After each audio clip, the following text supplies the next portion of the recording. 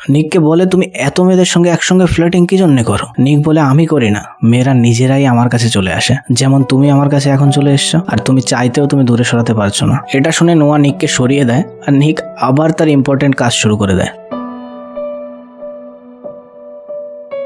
এরপর নোয়ার সঙ্গে রনি নামের এক গ্যাংস্টারের সঙ্গে পরিচয় হয়। সে নোয়াকে একটা ড্রিঙ্কস অফার করে এবং এর মধ্যে নিক সেখানে এসে রনিকে ধাক্কা মেরে নিচে ফেলে দেয়। আর নোয়া যখন সেই ড্রিঙ্কসটা পান করতে যায় তার আগেই নিক সে ড্রিঙ্কসটাও ফেলে দেয় আর নোয়াকে বলে রনি এখানে ড্রিঙ্কসের সঙ্গে ড্রাগস মিশিয়ে মেয়েদের খাওয়ায়। আর এর মধ্যে নোয়ার হালকা মাথা ঘুরতে শুরু করে, কারণ নিক ড্রিঙ্কসটা ফেলার আগেই নোয়া সেখান থেকে কিছুটা পান করে ফেলেছিল। নিক নোয়াকে নিয়ে বাড়ির দিকে এগোতে থাকে।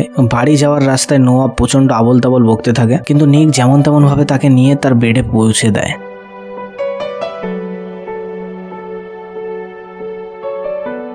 সকালে যখন নোয়ার ঘুম ভাঙে সে নিকের কাছে যায় এবং বলে কাল রাতে তুমি আমার সঙ্গে কি করেছো? এটা শুনে নিক বলে আমাদের মধ্যে অনেক কিছু হয়েছে, কিন্তু তাদের কথা এগোনোর আগেই সেখানে তাদের মা বাবা চলে আসে এবং তারা জানায় তোমাদের দুজনের খুব মিল হয়েছে, এটা দেখে আমরা খুব খুশি। বাড়া এটা বুঝতে পারছি না কিসের মিল হচ্ছে। নোয়া তার বন্ধুদের সঙ্গে একটু বিচ এরিয়ায় বেড়াতে যায় আর সেখানে নিককে দেখে নোয়া তাকে দেখতেই থাকে। না না এতে খারাপ ভাবার কিছু নেই, বোন দাদাকে দেখছে, এতে খারাপের কি আছে বলো, দেখতেই পারে।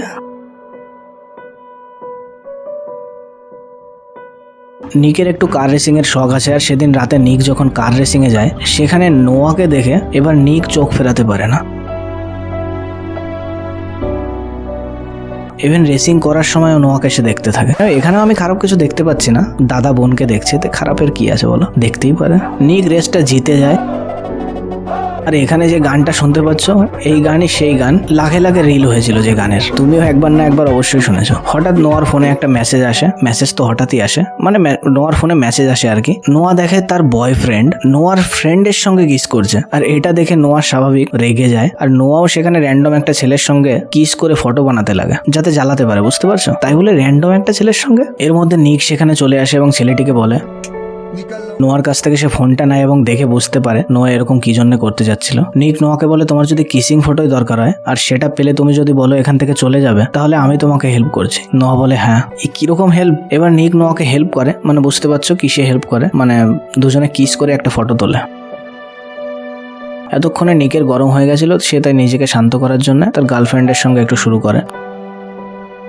আর ঠিক তখনই সেখানে রনি আসে এবং নিককে না দেখতে পেয়ে নোয়াকে বলে ফাইনাল রেস করতে, কারণ নিকের সঙ্গে তার একটা রেস বাকি ছিল। আর নোয়াও রাজি হয়ে যায় সেই রেসে, তারা দুজন রেস শুরু করে। আর এর মধ্যে সেখানে নিক এসে এটা দেখে সে প্রচন্ড রেগে যায়, কিন্তু রেগে কি হবে,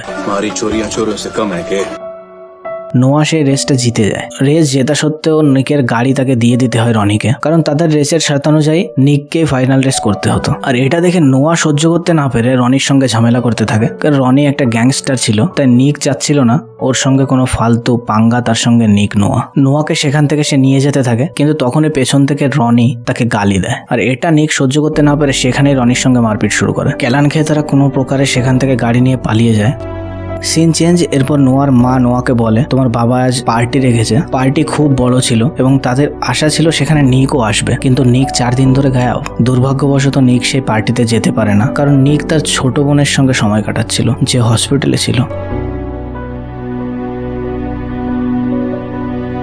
সিন চেঞ্জ। নোয়া একটা জায়গায় একা বসেছিল আর ঠিক তখনই সেখানে নিক আসে আর তার পাশে বসে আর তাকে কিস করতে লাগে। কত নর্মাল তাই না? স্টেপ ব্রাদার, কি বলবে। এই ব্যাপারে তাদের মা বাবা কিছুই জানতে পারে না, সমস্ত কিছুই চলছিল লুকোচুরির মাধ্যমে।